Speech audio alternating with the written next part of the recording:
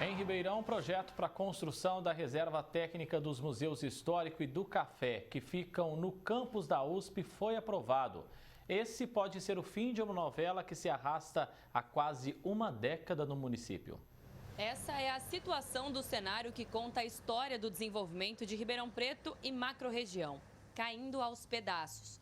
Desde 2016, os museus Histórico e do Café fecharam as portas, depois que parte do forro de um dos prédios caiu. Um abandono que se arrasta há anos e hoje pode estar perto do fim. O Conselho de Preservação do Patrimônio Cultural, o CONPAC, aprovou o projeto que dá o pontapé na restauração do espaço, a construção da reserva técnica. Até o final de março, nós já devemos abrir a licitação para as empresas poderem se cadastrar para a construção da reserva técnica. Está previsto para a construção da reserva técnica em torno de 4 milhões e o projeto deve durar 12 meses, de acordo com o projeto elaborado pela empresa que venceu a licitação da elaboração de projeto. Quando a gente tiver essa estrutura pronta, quando eu puder deslocar o acervo inventariado para a reserva técnica, eu abro a licitação de restauro desses equipamentos, porque eles desocupados eu vou poder ter uma dedicação técnica intensa naqueles casarões. Todo esse processo deve durar em torno de 3 anos. O projeto de restauro não se limita apenas aos prédios dos museus, mas inclui também a Casa do Colono, o Coreto, todo o cercamento do complexo e também os jardins do entorno. A ideia da administração é construir, além da reserva técnica, um estacionamento para os visitantes.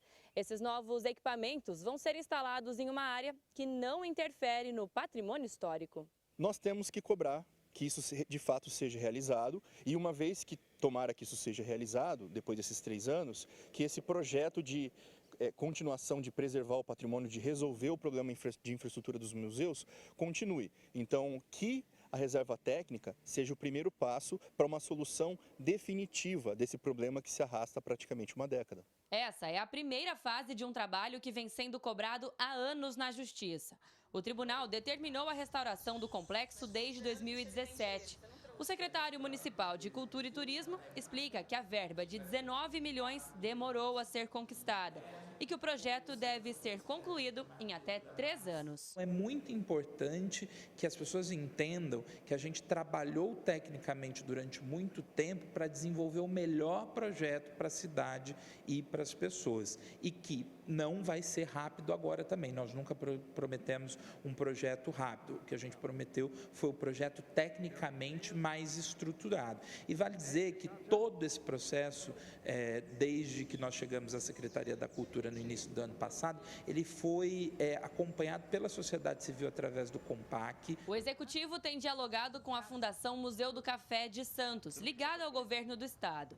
A ideia é firmar uma parceria e importar técnicas e conhecimentos. A Fundação, o governo do estado, tem técnicos formados em áreas muito específicas que talvez a gente ainda não encontre todos esses profissionais aqui e que eles vão poder estruturar, além de preparar a nossa equipe, que já é uma equipe profissionalmente muito rica, mas eles vão poder prepará-los ainda mais. É uma troca profissional. O Estado, através do CISEM, ele tem a preocupação de que a gente crie esta rede de proteção. É uma rede de formação, de proteção e valorização dos nossos equipamentos.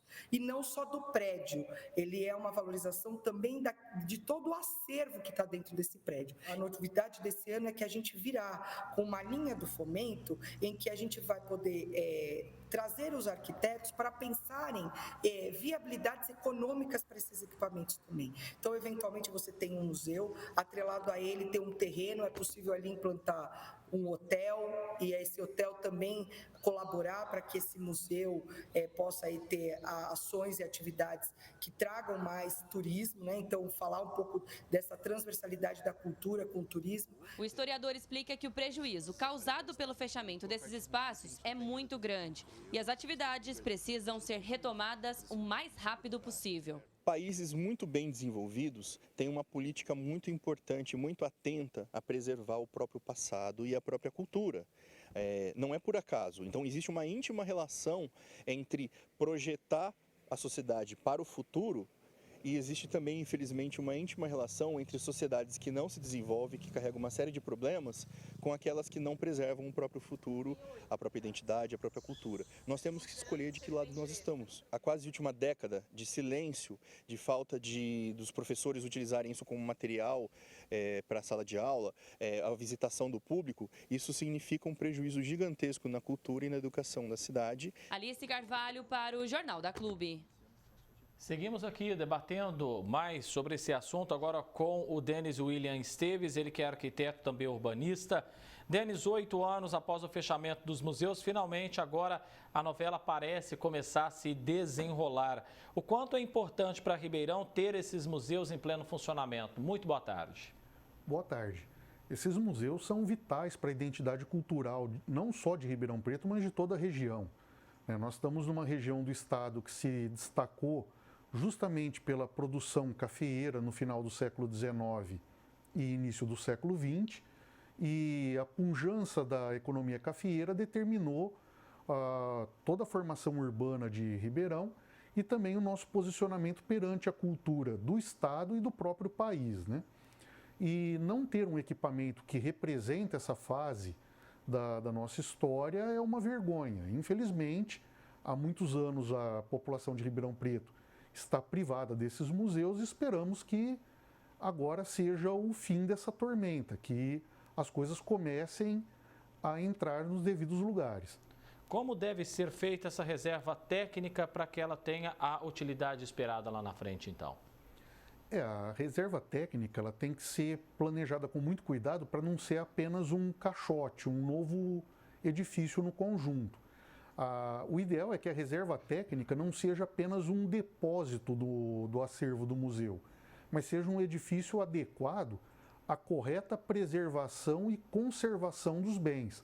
Então, todo o acervo, além de ser acondicionado na reserva técnica, ele deve ser agrupado por setores de acordo com as características de cada item, e esses setores devem ter um cuidado com climatização, temperatura, controle de umidade, evitar expor os bens à luz solar, à radiação, a esses outros efeitos nocivos, justamente para garantir a correta conservação dos bens.